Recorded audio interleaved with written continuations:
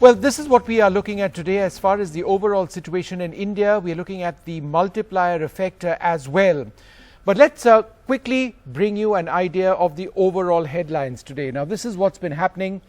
An Italian tourist in Jaipur is the 6th confirmed case. A UP minister has said that 6 people from Agra have tested positive. Now, all of these were related to that individual in Delhi who's tested positive. The Prime Minister said no need to get into a panic situation. Everybody needs to work together.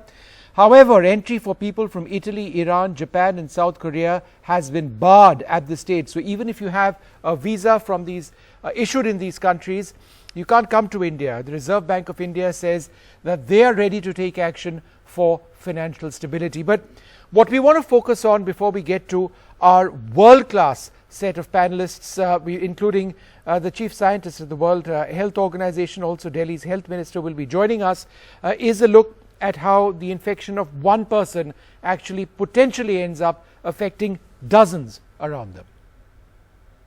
One patient means that dozens of people who have come close to him or her need to be scanned to see if they've picked up the virus. Let's give you examples. The Jaipur patient, the Italian tourist, he went to 6 cities in India. Now over 60 people are being checked. How did they come to India? What was the pattern? They came on the 21st of February. There were 23 Italian tourists who landed in Delhi. On the 22nd, they were in Bikaner. On the 23rd, they visited the Rang Mahal in Jaisalmer. On the 25th, they were in Jodhpur. On the 26th of February, the 69-year-old male tourist and the group checked into the Trident Hotel in Udaipur. On the 28th, they checked into another hotel, the Hotel Ramada. It was on that day, on the 28th, that the Italian tourist fell unwell upon reaching Jaipur. The Italian tourist was admitted first to the Fortis Hospital. A day later, they were shifted to the Sawai Man Singh Hospital under intensive care. On the 1st of March, 21 people stayed in the Crystal Hotel in Agra. Remember, this was that same group of tourists who had come. On the 2nd of March, that Italian tourist who was unwell earlier tested positive for COVID-19. Now, on the 2nd of March, the rest of the group kept moving. That was just yesterday. 21 people stayed in the Surya Hotel at New Friends Colony. Now, let's give you another example of Delhi's first confirmed case. This individual went to 6 cities, and at the moment, 6 people have been isolated, possibly more will. So on the 21st to the 25th of February, the 45-year-old patient from Mayur Vihar in Delhi travelled from Italy to Budapest. They then travelled from Budapest back to Italy, and then apparently by road from Italy to Vienna. Remember, lots of cases in Italy of the coronavirus. On the 25th of February, they travelled on an Air India flight from back to Delhi from Vienna. And now this is the interesting point over here. Once they came to Delhi, they were not screened. Why was this individual not screened? Because there was no alert for flights from Austria. But this passenger had also gone to Italy, and that's where he's likely to have contracted the infection. But upon return, he dined at the La Piazza restaurant in the Delhi Hyatt, a 5-star hotel, on the 28th. He also travelled from Delhi to Agra, where he hosted his children's birthday party, as a result of which 5 families attended. They have been quarantined as well.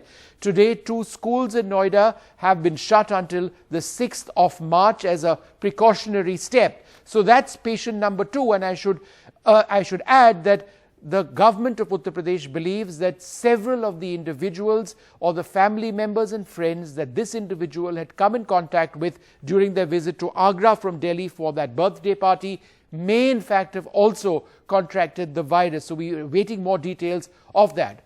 Let's give you details of the 3rd case, Hyderabad's first confirmed case. Now, this individual went to 3 cities, and at least 47 people have been quarantined. Let's track it for you. On the 24th of February, the techie travelled from Hong Kong to Dubai. In fact, earlier on in the month.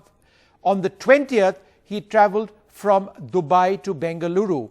On the 20th of February, the techie travelled by an Indigo flight from Dubai to Bengaluru. The airline crew has been quarantined, so it actually began on the 20th. On the 22nd, he travelled from Bengaluru to Hyderabad. He took a bus. On the 1st of March, he was admitted to the Gandhi Hospital in Hyderabad. Well, this is the latest number of confirmed cases. It's crossed 91,000 80,000 of them in China, 67,000 in and around the epicenter Wuhan. But while the rate of new cases has been falling in China for about 2 weeks, it's going up. It's rising in other countries. Look at the other countries globally: South Korea, Italy, and Iran. The numbers over there are a matter of concern. In terms of the global situation, as many as 77 new people have tested positive in Iran. So the total numbers, 3,118 deaths, of which 2,800, more than that in fact, in China, 66 in Iran, 52 in Italy, 28 deaths in South Korea. However, and this is important, look at the recoveries, those people who are recovering from the illness, the green bars that you see on your screen, those are going up in height, and that's what we want. Over 48,000 people have been getting better, and the green bars are going up.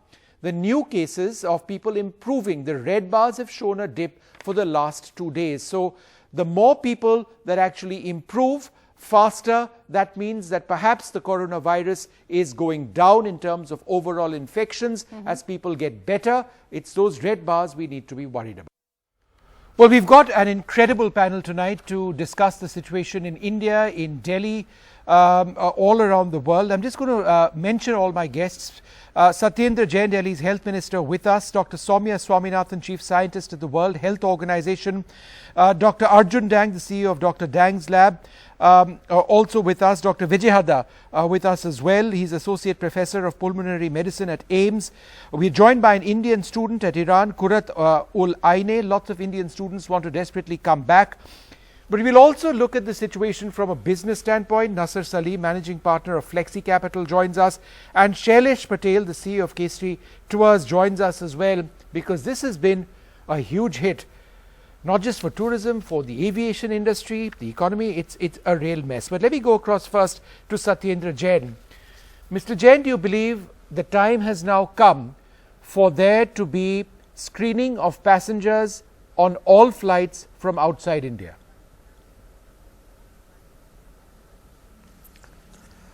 Good evening. अभी जो government of India ने protocol issue किया है, उसके हिसाब से जितने भी पैसेंजर्स हैं अफेक्टेड कंट्रीज से आ रहे हैं, सभी को स्क्रीन किया जा रहा है। ऑलरेडी स्क्रीनिंग स्टार्ट हो गई है और मुझे लगता है हमें इसके बारे में काफ़ी सतर्क रहने की ज़रूरत है, जो लोग बाहर से आ रहे हैं, क्योंकि जो ये वायरस है बिल्कुल नया वायरस है। We are not expose to this virus. और हमारे कंट्री में अभी तक जैसा कि आपने बताया सिर्फ 6 केसेज हैं, तो जितने भी केसेज हैं सारे केसेज वही हैं जो इंडिया से बाहर से आए हैं। तो सबसे पहले तो हमें एयरपोर्ट्स पे ध्यान रखने की ज़रूरत है कि जो भी लोग बाहर से आ रहे हैं उनको सभी को स्क्रीन करने की ज़रूरत है, कि जो बाहर से आए हैं और अफेक्टेड कंट्रीज से खासतौर से जितने भी हैं उनको 100% स्क्रीन किया जाए, सो दैट कि हमारे देश में फैले नहीं। पर सत्येंद्र जी, इसी में तो प्रॉब्लम हुआ है शायद। जैसे इस दिल्ली में जो पेशेंट है, नोएडा में जो पेशेंट है, मयूर विहार में रहते बच्चे, नोएडा के स्कूल में पढ़ते, उनके पास एक शेंगन वीज़ा था। उस शेंगन वीज़ा से उन्होंने ऑस्ट्रिया से इटली ट्रैवल किया, इटली से हंगरी ट्रैवल किया, वापस इटली आए और फिर ऑस्ट्रिया में वियना में फ़्लाइट बोर्ड किया।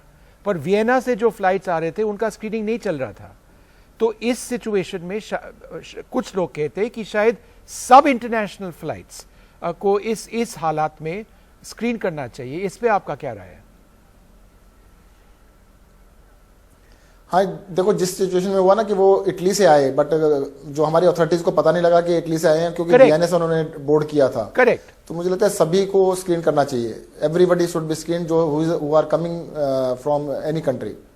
और सत्येंद्र जी, जिनके साथ कांटेक्ट हुआ है, स्कूल के बच्चे होते हैं, इमीडिएट फैमिली होते हैं, एक दिल्ली के रेस्टोरेंट, एक 5 स्टार होटल में गए थे, वहां भी अब स्क्रीनिंग हो रहा है, क्वारंटीन हो रहा है। तो आपका इमीडिएट फियर क्या है कि कितने लोग दिल्ली के अंदर इस एक पेशेंट से पोटेंशियली अफेक्ट हो चुके हैं? देखिए, पोटेंशियली अफेक्ट होने को तो जितने भी लोग कांटेक्ट में हैं सभी हो सकते हैं, बट लगता नहीं है। अभी टेस्ट रिपोर्ट कल तक आ जाएंगी तो पता लगेगा, और भगवान से प्रे करते हैं कि लोग अफेक्ट ना हुए हों। अगर अफेक्ट होंगे तो then there is a great concern की बात होगी अगर और लोग कांटेक्ट में आते हैं। अभी तक जितने भी केस आ रहे हैं वो ज़्यादातर वही केस हैं जो विदेश से अफेक्टेड होके आए हैं, इंडिया में अफेक्ट नहीं हो रहे हैं। और अगर ये अफेक्ट होता है तो बहुत ही हमारे लिए कंसर्न की बात होगी। जी, और आज अरविंद जी ने प्रधानमंत्री से भी बात की इस बारे में. What exactly did he discuss as far as coronavirus is concerned? प्रधानमंत्री जी और मुख्यमंत्री जी की बात हुई आपस में, और उन्होंने कहा कि भी इसके बारे में हमें पहली बात तो पैनिक नहीं होना चाहिए, बट जितने भी हमें प्रिकॉशंस हैं वो सारे प्रिकॉशंस लेने की आवश्यकता है और अपनी तैयारी रखनी चाहिए. लोगों को एजुकेट करने की सबसे ज़्यादा ज़रूरत है जी. और मैं आपके टीवी के माध्यम से ज़रा बताना चाहूँगा कि भाई इसमें सबसे ज़्यादा इशू ये है कि भाई कैसे ये ना फैले. सबसे ज़्यादा ध्यान रखने की ज़रूरत है कि वॉश योर हैंड्स फ्रीक्वेंटली, अपने हाथों को क्लीन कीजिएगा. और आजकल मैं तो कहता हूँ कुछ दिनों तक जब तक इसका स्केयर है हाथ मिलाना बंद करें और लोगों के बहुत क्लोज ना आए, बहुत ज़्यादा क्लोज ना आए. और जब भी अपने मुंह को, नाक को और आँख को टच करें, ये तीन चीज़ें हैं, मुंह को, नाक को और आँख को टच करें, तो हाथ को अच्छी तरह से वॉश करने के बाद ही टच करें, अदरवाइज बिल्कुल टच ना करें. और अगर वॉश करने की पॉसिबिलिटी नहीं है तो आप हैंड सैनिटाइज़र भी यूज़ कर सकते हैं. अदरवाइज आँख को, नाक को और मुंह को टच ना करें. बहुत सिंपल सी चीज़ है, बट ये बहुत बड़ी कि आपको बचने का तरीका है. लोग जाते हैं जैसे पब्लिक लिफ्ट में गए, लिफ्ट को टच कर देते हैं, तो टच बटन को टच करने के लिए आप नैपकिन का यूज़ कर सकते हैं. और अगर टच करते हैं तो फिर आप मुंह को, नाक को और आँख को टच ना करें. स्टेयरकेस की रेलिंग को टच करते हुए चलते हैं, तो इन चीज़ों का ध्यान रखें कि भाई पब्लिक प्लेस के ऊपर इन चीज़ों को टच ना करें, और टच करना पड़े तो फिर हाथ को जरूर वॉश करें. सत्येंद्र जी, एक अंतिम सवाल. Are you as Delhi's health minister a worried man? Do you believe the situation is potentially getting worse than it was a few days ago? नहीं, देखिए अभी तक तो वो सिचुएशन इज स्टेबल. अभी हम लोग वी आर वॉचिंग, देख रहे हैं इसको, हम उसके ऊपर नज़र रख रहे हैं. आफ्टर 2-3 डेज इसका पता लगेगा कि सिचुएशन खराब हो रही है नहीं हो रही है. बट मुझे लगता है कि सभी लोग अगर सतर्क रहेंगे और इसको फैलने से रोकेंगे. देखिए, जिनको अगर थोड़ी सी भी तबीयत खराब है, जुकाम है, गले में खराश है, फीवर है, तो उनको ज़्यादा ध्यान रखने की जरूरत है कि वो स्प्रेड करने के लिए, मतलब हो सकता है किसी वजह से अगर हो गया हो तो वो मास्क लगाएं या पब्लिक में ना जाएं. और अब जो भी लोग हैं, मतलब बहुत ही क्लोज कॉन्टेक्ट से बचें. अगर ये बचेंगे तो मुझे फैलने से हम रोक सकेंगे इसको. Satyendar Jain, Delhi's Health Minister, thank you, sir, very much for being with us. We are now joined by Dr. Soumya Swaminathan. She's the Chief Scientist at the World Health Organization. The World Health Organization leading the fight against the coronavirus.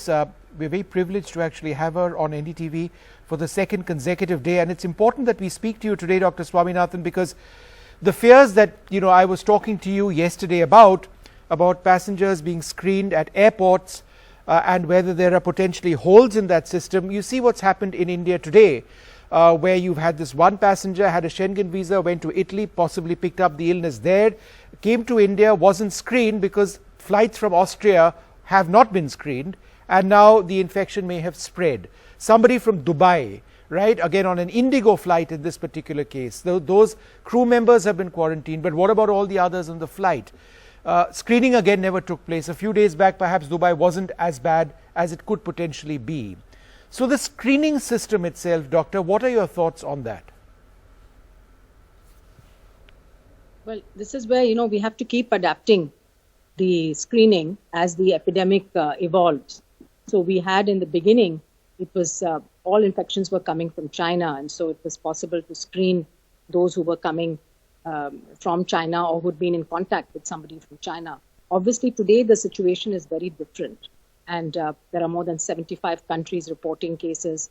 So people have traveled all over the world now and maybe have seeded small clusters. So I think we need to really keep in mind this. Airport entry screening is good and should be continued, but that's not going to be sufficient now to detect. So I think we have to put in place other surveillance mechanisms through the systems that India already has. India does have a network of public health laboratories, the IDSP network. There are viral diagnostic labs, which are network of the ICMR. We have the polio surveillance program that was built for polio, but that's very active now in community surveillance, contact tracing, etc. Those are the mechanisms which I think are already being used, but which need to be further strengthened and used now to identify cases and then be able to track and contain, within, it's still small isolated instances, it hasn't got to the point of community transmission as yet. And so the focus must be on identifying and then quickly putting in place the mechanisms to isolate, quarantine, follow up the contacts, etc. Dr. Swaminathan, one of the points I was looking at earlier on were recoveries. Now, in the last 2 days, some studies, and I was referring to Johns Hopkins with their study, have indicated that recoveries have been going up. So on this bar graph, there were green bars which were going up, the red bars a bit lower. Is that your assessment as well at the WHO, that the number of recoveries is increasing and therefore we are on the verge of turning the corner in this? Or am I being too premature in suggesting that? So obviously most of the data is from China. It's from Wuhan and other provinces in China. And so we see this peak and then we see the decline both in new infections. And then the recovery that you talk about is actually people who are being discharged from hospital who are negative for the virus. So we should remember that this is generally a mild infection for most people. For the majority, 80% or more of people, this is a mild infection. You expect to recover from it. It's a small minority that gets into more serious complications and needs hospital admission and so on. And even among those, you can see the recovery rate is quite high. Yeah. So it's not a question of turning the corner yeah. in terms of epidemiology. It's more a question of people being let off from the hospital once they've recovered. So this is a very good sign. And I think the Chinese facilities have been extra careful to keep people in the hospital till they are negative for the virus so that they don't go out and transmit in the community again. Those numbers are beginning to go up now because, of course, there are very large numbers of people in the hospitals. Dr. Swaminathan, thank you very much for speaking to us, the Chief Scientist of the World Health Organization, somebody almost at the center of the fight against the global spread of the coronavirus. Thanks, ma'am, very much for being with us. I'm going to go across to our other panelists as well, who I introduced a few moments back, but I first want to go across to Kurrat ul Aine. She's a student of Shiraz University of Medical Sciences in Iran. Kurrat, thanks very much for being with us. You want to come back to India, is that right? Yeah, that's true. That's very much the case. Yeah. And the situation here, as you've seen, is pretty serious. So all of the students here are pretty confused at this point because there's been a lack of communication from the side of the Indian embassy as well as the university here. So we are very much concerned, and our parents are even more concerned about our safety. So yeah. What's the university telling you? So far, there's not much communication from their side either. The students that are in their preclinical phase have been told that the classwork is suspended until 4th of April. But for those that are in the clinical phase, such as myself, initially we were supposed to attend the hospitals even though there were some suspected cases of corona at the very hospitals that we were attending at that time. So after that, all the students protested, and eventually the government, authorities decided that it's best to suspend the hospital attendance for a week. And then after that, they extended it for another week. And right now, all I know is that we're supposed to attend the hospitals from coming Saturday. So there's not much communication from the side of the university either. We were not given any protective gear at the hospital either. So it's very much chaotic here, and all of us are very concerned about our safety and the safety of others around us, because we do live in the dormitories here.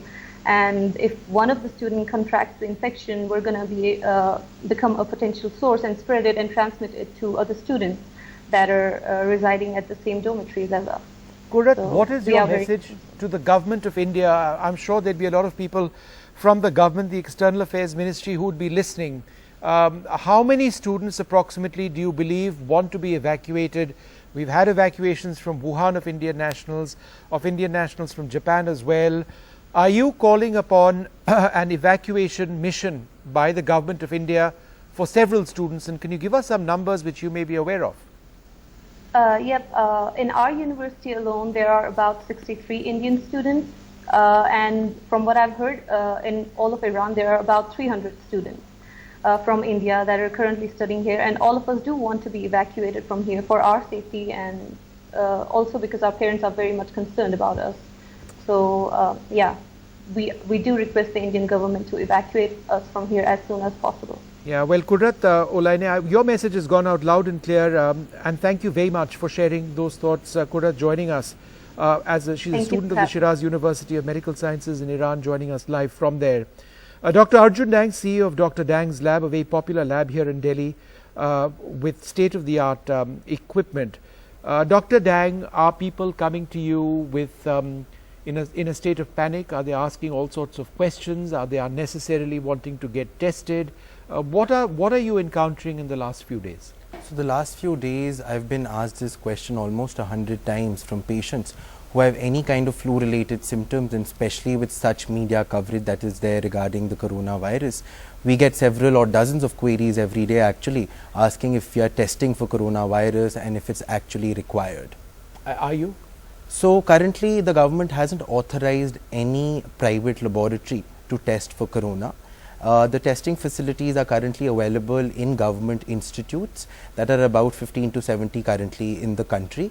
These are being headed by National Institute of Virology in Pune, and centers such as Safdarjung and NCDC and AIIMS etc. in Delhi are the places where testing is being conducted. To the best of your knowledge, and I'll come to you as well, Doctor, is the test process itself difficult? So I would say it's not difficult. But when we look at a lab performing the testing, it's primarily two-pronged. The first one is infrastructure capacity, that would involve the equipment, the reagents and trained manpower. But the second one, and a very important one, would be the safety norms that are being followed in the lab. So whenever we do any kind of such testing, we refer to it as BSL, that's a biosafety level. So that is extremely important, starting from the time that you collect the sample to the time that you're actually running the sample in the lab, and so forth, so on and so forth. Even when you discard the sample, you have to have very stringent safety levels intact. Just a basic question, since I don't know any better. Sure. Who trains you in carrying out these tests? Should you be required to carry it out? Is the government equipped to train medical practitioners like yourself? Is it the WHO who's involved? Is there specialized equipment that needs to come in? So the WHO definitely has a lot of helpful guidelines that we abide by, and the government does an inspection. Like I can refer to the H1N1 time in 2009, and it was initially being done by government institutes only, and in order to increase bandwidth and accessibility to all the patients, there were certain labs that were selected for testing, and there were audits before actually testing was made live, and I feel that is mandatory in today's day and age. All right, we're going to take a short break at this stage and return to this discussion. We're looking at the impact of the coronavirus. A lot of people asking questions. We've got some outstanding experts with us, but also we'll be looking at the broader issue as far as the economy is concerned. Stay tuned, more coming up.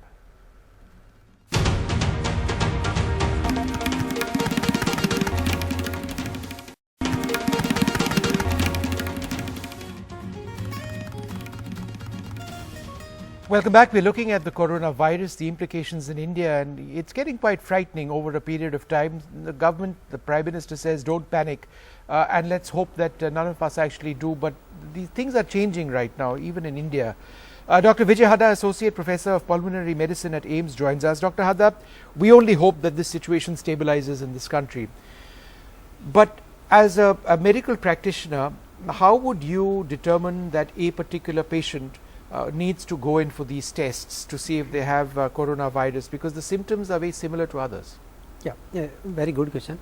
See, the coronavirus symptoms are more or less same like flu. They will be respiratory symptoms in the form of cough, sneezing, throat pain, fever. They are very difficult to differentiate from the simple flu. So we have to go by the history. Means if patient recently traveled to any of the countries where the coronavirus is already there, like China, Italy, and we have discussed all these countries which are affected by coronavirus. If somebody have not traveled there, or he has not come in contact with any of the patient who is having coronavirus infection, if both of these things are not there, then probably we can get away without testing for coronavirus, and we assume that no, this is not coronavirus, it is probably simple flu or maybe the other viruses which can lead to similar kind of symptoms, and there is no need for any kind of testing for coronavirus. Yeah.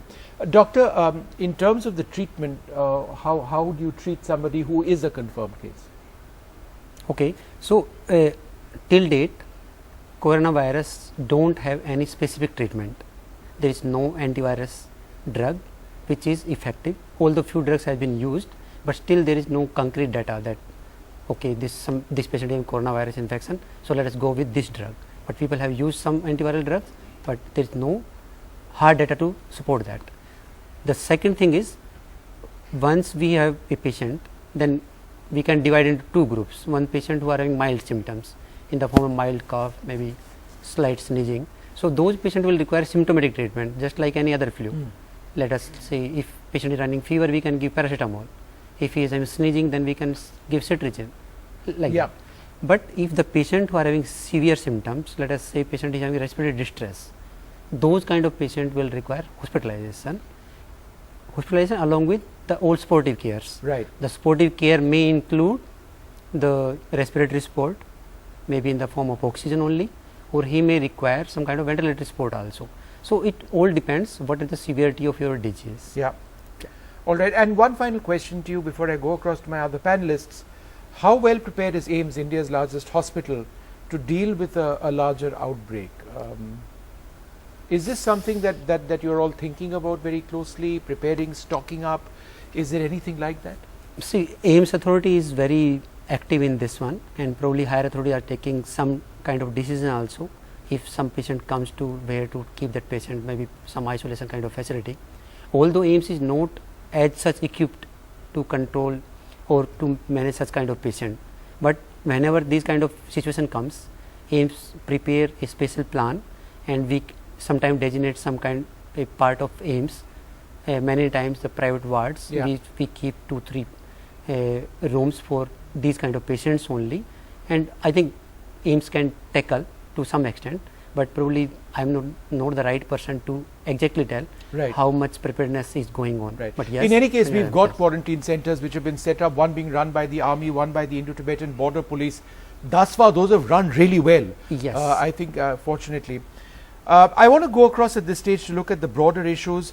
Shailesh Patel, the CEO of K Street Tours, joins us, as also Nasser Salim, the managing partner of Flexi Capital. Mr. Salim, to you first. What is the impact on the Indian economy potentially going forward, and what is your sense of the situation as far as the Asian economy is concerned? Well, you see, Vishnu, I think clearly as far as India is concerned, we are neutral as far as the coronavirus is concerned. As a matter of fact, we are actually at a slight advantage as far as the economy is concerned, because it might be unfair for me to say this, but it's actually a fact that today, if you look at the broader indices which governs as far as Indian economy is concerned, if you look at the crude today, it's sub from all the way from $68 to it's come down all the way to sub 50 levels, right? And obviously that is something which is again advantage positive India, because we are a net importer of oil and crude. I think the second biggest point is that as far as the supply disruption chain is concerned, we've also been at a $50 billion roughly trade deficit as far as India and China is concerned. Now, with some of these issues that are continuing to hit China as an economy, I think all of that will move towards India in terms of manufacturing and giving certain impetus even in the shorter run. But I think the larger and the broader picture is that, if you look at historically, if you look at Ebola, SARS, way back in 2002, Vishnu, you will see that each of these, the index across the globes had fallen, whether it was the Sensex or the Nifty as far as India is concerned, or the Dow Jones or the Nasdaq. We saw a major correction happening during outbreak of such as SARS, Ebola, and within a short period of time, when we saw certain benefits in terms of vaccinations coming up, we saw a huge uptick. It was actually like a V-shaped recovery as far as the equity markets were concerned. So as far as India is concerned, I think this is interim, it's episodic. We will see a solution coming out. We are very positive. I must tell you, Israel is currently in the process of discovering a vaccination. There's America as well, which is looking at testing certain vaccinations. Japan is actually currently full on in terms of discovering vaccinations. So I would think, the point is, Vishnu, you will see an immediate some relief coming in shorter than expected, and that will have a huge manifold impact as far as the markets are concerned. I think, yes, broadly people are conservative in today because, broadly markets are driven by greed and fear. Globally, as we know, today fear is kind of taken over all of this, but it's just a matter of time. I think India is going to tend to benefit from some of this in the shorter end of the time horizon. Sure. And I think, our advice to clients and to everyone around is that don't panic. And clearly, I think these are opportunities where one can look at allocations in equities, and I must stick my neck out and say that. All right. Nasir, thanks very much for that. Shailesh Patel, the global aviation industry is really taking a hit. We've seen Cathay Pacific with more than 100 aircraft on the ground. We've seen incredibly low airfares on leading carriers such as Singapore Airlines because people just aren't flying them. Airlines consolidating on the number of flights even to countries like India, no flights coming in from China, restrictions on travel to Italy. Let's talk about the aviation industry first. How has that been hit?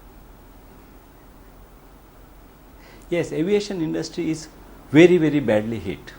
All the flights of Cathay Pacific, almost no business. The Chinese airlines, almost no business.